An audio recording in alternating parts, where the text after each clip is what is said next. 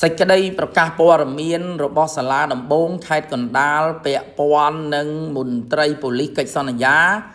ឈ្មោះច័ន្ទណារុងលោតទឹកពីលើសាឡាងស្វាយជ្រុំចូលទៅក្នុងទន្លេអ្នកនាំពាក្យសាលាដំបងខេត្តកណ្ដាលមានកិត្តិយសសូមជម្រាបជូនដល់សាធារណជនមេត្តាជ្រាបថានៅថ្ងៃទី30ខែមិថុនាឆ្នាំ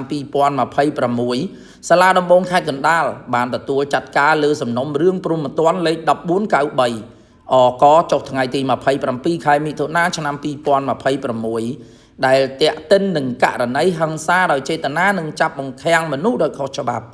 ដែលបង្កឡើងដោយមនុស្សចំនួន3នាក់ទី1ឈ្មោះសំរីណាជាអធិការរងខណ្ឌជ្រួយចង្វានិងបពពួក2នាក់ទៀតជិះរថយន្ត Mack Ford ពណ៌សពាក់ស្លាកលេខភ្នំពេញ 2BU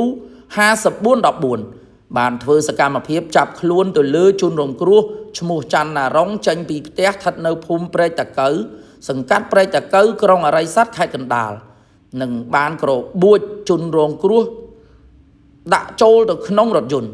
និងប្រើប្រាស់ហិង្សាទៅលើជនរងគ្រោះបន្ទាប់មកក៏រួមដំណើរជាមួយនឹងជនរងគ្រោះតាមកំពង់ចម្លងស្វាយជ្រុំលុះជិតដល់ត្រើយម្ខាងជ្រួយចង្វាស្រាប់តែជនរងគ្រោះបានសុំចុះពីលើរថយន្តដើម្បីបត់ជើងតូច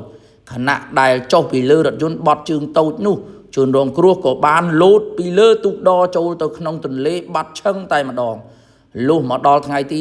19ខែមិថុនាឆ្នាំ2026ទើបប្រទះឃើញសាកសពជនរងគ្រោះអណ្ដែតនៅចំណុចមាត់ច្រាំងទន្លេមេគង្គកោះនរាស្ថិតនៅសង្កាត់នីរ៉ូតខណ្ឌច្បារអំពៅរាជធានីភ្នំពេញ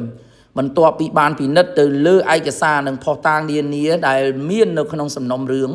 ចៅក្រមស៊ើបសួរនៃសាលាដំបងខេត្តកណ្ដាលបានសម្រេចបន្តឃុំខ្លួនលើជនដែលត្រូវចោទចំនួន3នាក់នៅពន្ធនាគារខេត្តកណ្ដាលដើម្បីបន្តនីតិវិធីផ្លូវច្បាប់អាស្រ័យដូចបានជម្រាបខាងលើសូមសាធារណជនមេត្តាជ្រាបជាព័ត៌មានសូមអរគុណ